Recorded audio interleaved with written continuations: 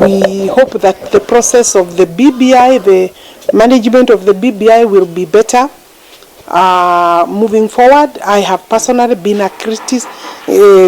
criticizing the process, and because it has not been transparent, it has not been there has not been candid discussions. It is not an open discussion. There is no framework to engage the public and to engage with other different sectors. And the way we are moving, this country will end up with very bad results from the engagement of the BBI. And therefore, I will want to be reacting to the people who are calling the Deputy President to be accountable. I think because of the incident that occurred in his office, I am listening to this press conference, and I know the ODM have been calling upon the Deputy President to resign. I think that this government of Uhuru Muigai Kenyatta has lost course.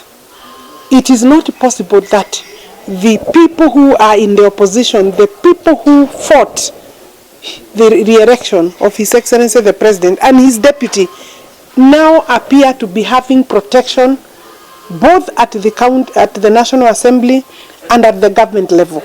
That the police seem to be answering to their beck and call. I want to ask His Excellency the President to return back to the drawing board with the Jubilee Party, because Jubilee Party is still keen and interested in forming the next government. We are no longer talking about the Big Four agenda.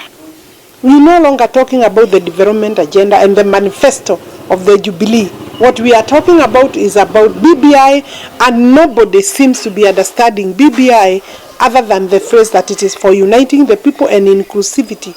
It cannot be acceptable that we fought so hard to have this government retained for a second term are the people who have to stand at the end of the queue or nowhere at the queue to be able to receive development for the people. It cannot be by force. You have to do public participation. You have to allow divergent voices. You have and opinions, and from there, then you have to use persuasive language, not force, intimidation, selective criminal justice, application of selective criminal justice, and the office of the DCI. The office of the DCI is becoming rogue. Arena for prosecution of suspects is judiciary, is the courts of law. All these manenos and stories that the DCI is publishing and releasing on suspects or people he thinks that are going to be charged, releasing to the media, what is the objective? I want to challenge the DCI that the objective that he has is a bad objective. The objective is to prejudice the cases in the public arena so that they are actually prejudiced even before they go to court. Most of those people who are charged should actually file constitutional references, because as a country, really, we cannot be prosecuting our cases through the media. Why release the evidence in advance or rumors? If the DCI has material, he should be taking that material to the court. Story ingine yote, tulimpatia job, hatukumpatia job awe tu anasema maneno nyingi kwa mahakama, who has been jailed for the last 2 years. These are politically motivated cases.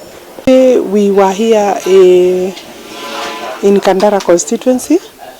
I have launched a driving school program for driving licenses for the youth, because I've been thinking of how we can continue to engage the youth by way of youth empowerment, and requests have been coming for driving licenses.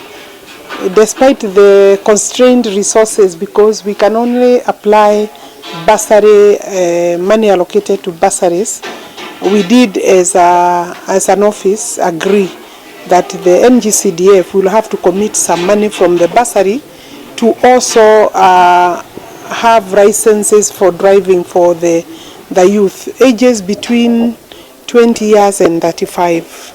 Admitted 60 students from the entire Kandara constituency, but we shall ensure that this program continues every year, so that I will maybe possibly admit another 60 students with the next release of money, because what we had was fairly little.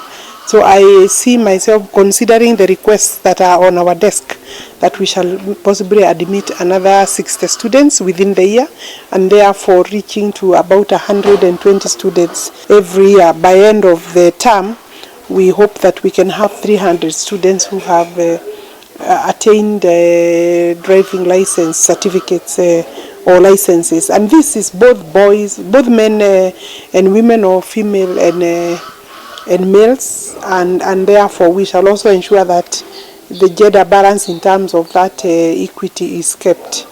And therefore possibly the Ministry of Youth and Public Service needs to maybe required to get out of the box and come up with better ways of training youth and ensuring that they have the right skills. Because if without skills, then we also don't have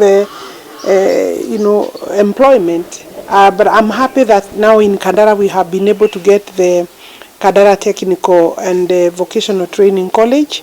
I will go to every location, so that we can do recruitment.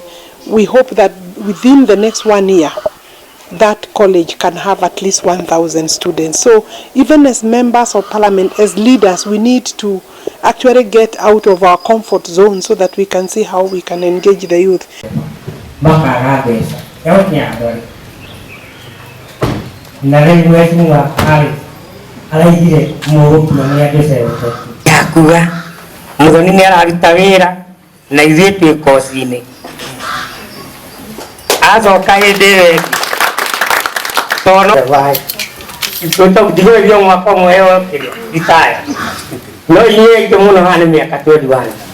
So Mheshimiwa wetu Alice